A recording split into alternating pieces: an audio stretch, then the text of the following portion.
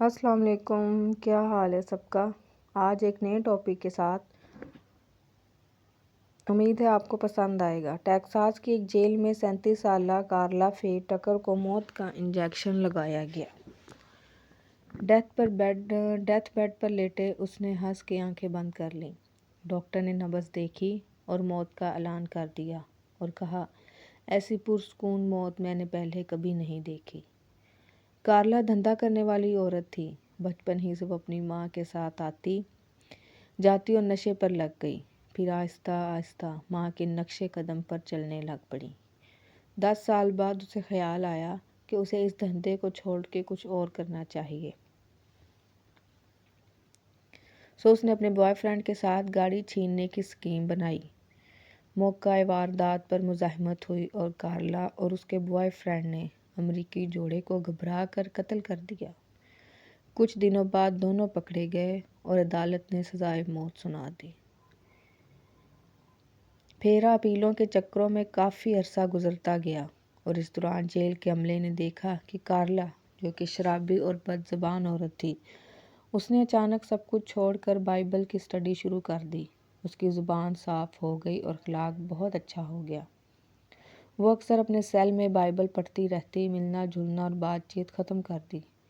1 سال بعد وہ مبلغہ بن گئی، اور ایسی مبلغہ جس کے الفاظ میں تاثیر تھی۔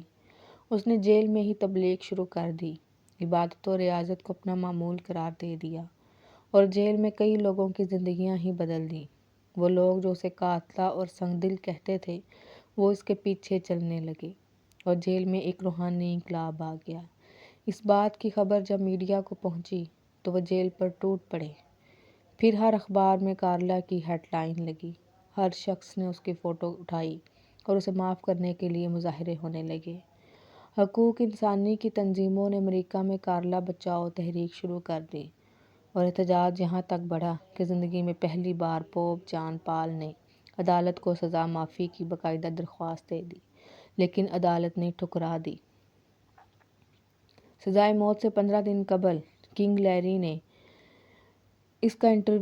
CNN کے لیے اس کا انٹرویو جیل میں کیا۔ اس انٹرویو کے بعد پورے امریکہ نے کہا کہ نہیں، یہ وہ قاتلہ نہیں، یہ معصوم ہے۔ لیری نے پوچھا، تمہیں موت کا خوف محسوس نہیں ہوتا؟ کارلا نے پرسکون انداز میں جواب دیا، نہیں، بلکہ میں اس رب کو ملنا چاہتی ہوں جس نے میری پوری زندگی ہی بدل دی۔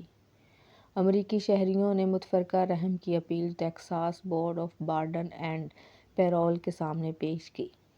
بورڈ نے سزا معافی سے انکار کر دیا۔ فیصلہ سن کر عوام ٹیکساس کے گورنر جارج بش کے گھر سامنے آ گئے اور احتجاج کرنے لگے۔ امریکہ کے سب سے بڑے پادری جیکی جیکسن نے بھی کارلا کی حمایت شروع کر دی۔ بش نے درخواست سنی اور فیصلہ کیا کہ مجھے کارلا اور جیکی جیکسن سے ہمدردی ہے، لیکن مجھے گورنر قانون پر عمل داری کے لیے بنایا گیا ہے، سزا معاف کرنے کے لیے نہیں۔ وہ اگر فرشتہ بھی ہوتی تو قتل کی سزا معاف نہ ہو سکتی۔ موت سے 2 روز قبل کارلا کی رحم کی اپیل سپریم کورٹ پہنچی تو جج نے یہ کہہ کر درخواست واپس کر دی، اگر آج پوری دنیا بھی کہے کہ یہ عورت کارلا نہیں کوئی مقدس ہستی ہے، تو بھی امریکن قانون میں اس کے لیے ریلیف نہیں۔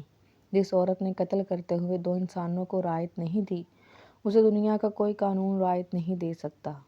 ہم خدا کے سامنے ان دو لاشوں کے جواب دہ ہیں جنہیں کارلا نے مار ڈالا۔ جب میں یہ سوچتا ہوں کہ وہ کیا معجزہ ہے جو امریکہ جیسے بیمار اور سڑے ہوئے معاشرے کو زندہ رکھے ہوئے ہے، تو مجھے حضرت علی رضی اللہ تعالیٰ عنہ کا وہ قول یاد آ جاتا ہے، معاشرے کفر کے ساتھ زندہ رہ سکتے ہیں لیکن ناانصافی کے ساتھ نہیں۔ شکریہ۔